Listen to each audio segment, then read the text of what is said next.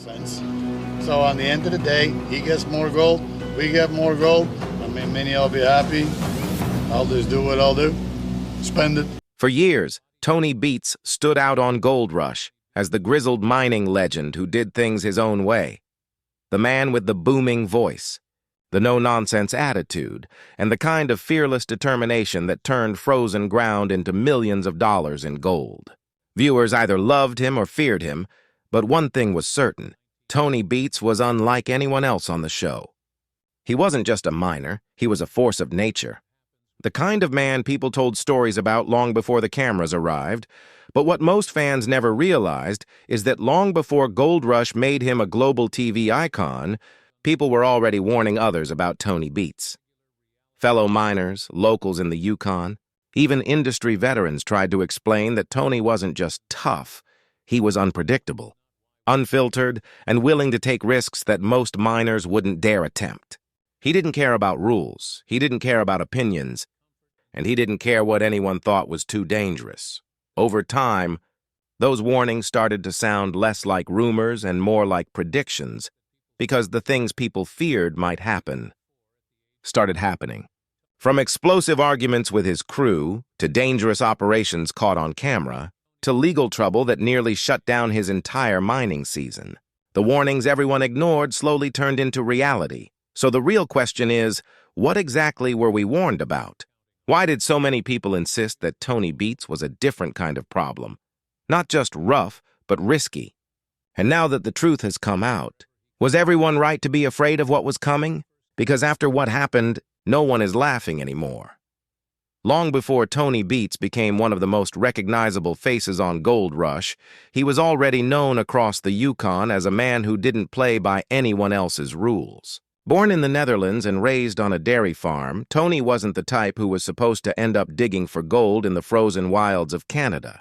But after immigrating in the 1980s, he quickly earned a reputation in mining circles, not just for hard work, but for being brutally direct, impossible to intimidate, and willing to do what others wouldn't. While most miners focused on surviving the conditions, Tony focused on conquering them. From the start, people warned newcomers about him. They said he was brilliant but unpredictable. They said he could make you a fortune, or break you in a single day. He ran his mines like a battlefield, where every hour lost meant money burned. He expected perfection. He tolerated nothing less, and his temper became as legendary as his success. If a machine broke, if a worker slowed down, or if someone questioned his authority, Tony didn't hold back. He didn't just fire people, he humiliated them. Crew members would walk off a job site in the middle of the season, rather than take another minute of his shouting. So when Gold Rush producers first introduced Tony Beets in Season 2, they weren't just bringing in a miner, they were bringing in a storm. They knew he was money-making television, the kind of character who didn't need a script because he was the script. And sure enough, viewers were instantly hooked. He was rough, he was loud, he was funny in a brutal way. A man who cursed like a pirate, drove equipment like it was unbreakable, and made decisions that looked insane but somehow paid off. He wasn't polished like Parker Schnabel, he wasn't humble like Fred Lewis, and he definitely wasn't predictable like Todd Hoffman. He was raw, unfiltered, and real. But even viewers could sense something deeper underneath the tough guy persona. Tony wasn't just mining for gold, he was fighting time itself. Every season burned through millions of dollars in fuel, equipment, paychecks, and repairs. Every decision came with a financial risk no ordinary miner could survive. And while most people crumbled under that pressure, Tony thrived in it. He didn't just gamble, he gambled bigger than anyone else. The turning point came when he purchased the massive abandoned Dredge Number 1. No one had used a floating dredge to mine gold in the Yukon for decades. The idea was considered outdated, unrealistic, even foolish. Locals muttered that Tony had finally pushed things too far. They warned the film crew, warned Discovery, warned other miners, that dredge is going to ruin him. You'll see, that thing will never run again. But Tony didn't listen, and neither did the fans. They watched in awe as he spent season after season pouring money into the project, hauling a 75-year-old rusted machine in pieces across the frozen landscape, rebuilding it in a swamp, and refusing to quit even when every expert said it was impossible. That was the moment when the warnings turned into something else, not whispers, but alarms. Because if Tony succeeded, he would change mining forever. But if he failed, it wouldn't just destroy the season. It could destroy everything he had spent his life building, and that was only the beginning. From the beginning, Tony Beets wasn't just another miner on Gold Rush. He was the one everyone whispered about when the cameras weren't rolling. Not because he was dangerous in a violent way, but because he was unpredictable, brutally honest, and impossible to control. Even by Discovery Channel. While most miners tried to keep a media-friendly image, Tony didn't care. He didn't filter his language, he didn't pretend to be grateful, and he didn't care if someone liked him or not. This wasn't an act for TV. This was who he had always been. Before he ever appeared on television, people in the Yukon mining community already knew his name. Not because he was rich, but because he was relentless. The stories were all similar. Tony doesn't quit. Tony doesn't take orders. And if Tony wants something, he'll find a way to get it, no matter who's in the way. And that reputation is exactly why some warned the producers before they hired him. But Discovery didn't listen. They didn't just hire Tony, they made him a star. And slowly, the world began to see what the miners already knew. Tony Beets wasn't built for television. Television had to adapt to him. Even the earliest crew members discovered right away that Tony wasn't like the others. Most cast members would agree to scripted storylines, retakes, and emotional scenes the producers wanted. Tony refused. If they wanted a dramatic shot, Tony would tell them to get it while it's happening. And if they missed it, too bad. More than once, he walked away in the middle of filming because he didn't want to repeat something just for the camera. For most stars, that would have gotten them fired. For Tony, it only made viewers like him more, but that unpredictable attitude came with a cost. Especially for the people working for him. Many viewers assumed his crew members respected him because they were loyal. The truth was much more complicated. Some admired him, yes, but others feared him. Tony didn't believe in excuses, delays, or second chances. If something broke, he didn't want apologies. He wanted results. If someone made a mistake, they usually didn't make it twice. More than one worker quit without warning, and others were let go without a single goodbye. Even today, there are former crew members who say, "I got paid well, but I'd never work for Tony again." But what fans didn't see on camera was the hidden tension between Tony and the network itself. While Discovery referred to him as the Viking, they were always worried about how far he might go. They edited out some of his fights, censored his language, and even cut scenes where his anger crossed a line the studio wasn't comfortable showing. Tony knew this, and it only made him push harder. He didn't want to be softened, shaped, or repackaged for TV. If they wanted him, they had to take all of him, and that attitude eventually led to one of the most controversial moments in Gold Rush history, when Tony lit a dredge on fire on camera. It wasn't a safety stunt. It wasn't a scripted moment. He genuinely torched a piece of industrial equipment while the crew watched. Discovery nearly refused to air it. Fans were stunned. Critics called it reckless. Environmental groups demanded an investigation. But Tony? He just laughed and moved on. Because to him, it wasn't a big deal. It was another day in mining. But that incident was a turning point. From then on, the warnings became louder. People began asking the question no one wanted to say on air. How far will Tony go before something truly goes wrong? And behind the scenes, even Discovery started to worry. The producers had created a legend, but legends aren't easy to control. Tony Beets had always been known for pushing boundaries, both in mining and in his behavior. But it wasn't until a specific incident on Gold Rush that his reputation officially crossed over from tough miner to controversial public figure. What began as a moment, he thought, would simply entertain viewers, eventually turned into a legal issue that forced the government, the public, and even the television network to look at him differently. The incident took place when Tony and his crew ignited a pond filled with dredge, wastewater by pouring fuel over the surface and setting it on fire, all while Discovery's cameras were rolling. To Tony, it was nothing more than a dramatic celebration, something that looked cool on camera. But to the environmental authorities in the Yukon, It was a direct violation of territorial law, particularly because the act involved an illegal use of fuel on open water. Unlike other conflicts Tony had faced over the years, this one wasn't about workplace disputes, harsh language, or equipment trouble. It involved environmental regulations, federal oversight, and potential criminal penalties. Within days, the incident drew attention from officials, and an investigation was launched. For the first time, Tony Beets was not just being criticized, he was being charged. The case resulted in fines, legal hearings, and headlines across multiple countries.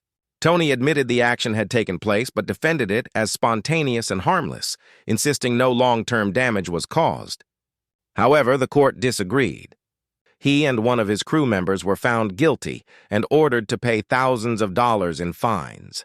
What made the situation even more complicated was that it wasn't just Tony who had to answer for it. Gold Rush itself became part of the controversy. Producers were questioned, public statements were issued, and the network had to consider whether allowing Tony to continue on the show might damage their brand. Internally, discussions began about whether Discovery should suspend Tony, cut the footage from future episodes, or quietly move him out of the spotlight. But something unexpected happened. The viewers didn't turn against him. In fact, many defended him, calling the backlash overblown, political, or typical government interference. Instead of losing support, Tony's popularity remained stable, and in some cases, even grew. This put the network in a position they had never faced before. Tony Beets was both their biggest liability and one of their biggest ratings assets. Removing him might have satisfied critics, but it would have also meant losing the unpredictable, raw personality that helped define the show. So instead of letting him go, they chose a different solution. They tightened filming policies, increased legal oversight, and required all future stunts to receive pre-approval. But Tony didn't like being controlled. Friends and former employees would later say that this incident marked a personal turning point for him. The moment the government stepped in and the network began enforcing new limits, Tony started seeing himself not just as a miner on television, but as someone who had to protect his independence from everyone, including the people filming him. He didn't enjoy being told what he could or couldn't do, and the more restrictions were placed around him, the more defiant he became. The scandal didn't end his career, but it did put him under a permanent spotlight. From that point on, every decision he made, every piece of land purchased, every worksite expanded, every employee hired, was examined more closely. And that is what eventually led to the next, far more serious conflict. Because while the fire incident could be settled with a fine, the next problem involved something the government would not ignore. Mining on land that Tony did not legally own. And this time, the consequences weren't just financial. They threatened the entire future of his mining empire. The environmental scandal may have put Tony Beets under legal scrutiny, but the most serious trouble came later, when government officials reviewing his operations discovered that some of Tony's mining activity was taking place on land he did not have the legal right to mine. Unlike past conflicts, this issue couldn't be settled with a fine, a statement, or a courtroom apology. It went straight to the foundation of his business, the claims he operated on. Mining rights in the Yukon are heavily regulated, and every piece of land has a legal status defining who can extract resources from it. In Tony's case, the problem was not that he had never owned mining claims, and he did. The issue was that expansion had happened quickly. Paperwork was still pending in some areas, and in others, operators began working before all approvals were completed. What might have once been brushed off as a routine technicality now became evidence of non-compliance. Suddenly, Tony wasn't just seen as a miner who broke rules for television. He was being treated as someone who may have ignored territorial law to speed up production. The investigation raised a bigger question. How much of Tony's success had come from working ahead of permission rather than waiting for it? That question didn't just affect him. It affected everyone who appeared on Gold Rush. Because if one miner was found operating illegally, it invited the government to review all of them. Behind the scenes, Discovery Network began preparing for worst-case scenarios. There were discussions about what would happen if Tony's dredges, equipment, or active mines were suddenly ordered to shut down mid-season. They had never faced the possibility that a main cast member could legally lose access to the land the entire show was built around. What made the situation even more complicated was Tony's personality. He was not the type to quietly negotiate or publicly apologize. Those who knew him said that he believed the issue was being exaggerated, that the land was already in the process of being secured, and that government pressure was being used to make an example out of him. In interviews, Tony kept dismissing the controversy with the same unbothered confidence he was known for. But privately, even his most loyal crew members admitted the tension at camp had changed.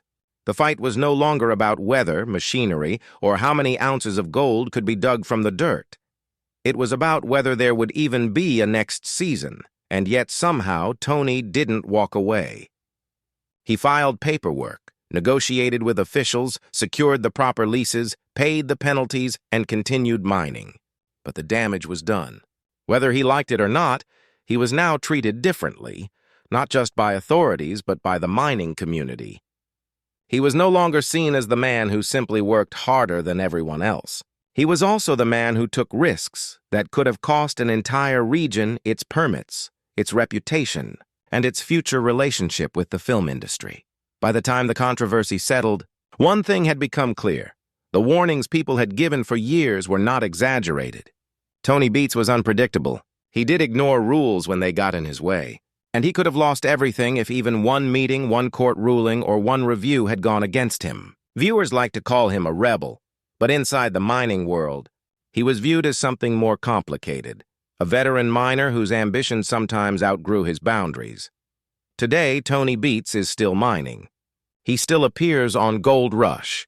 He still speaks the same way, works the same way, and pushes his crew through brutal seasons without hesitation.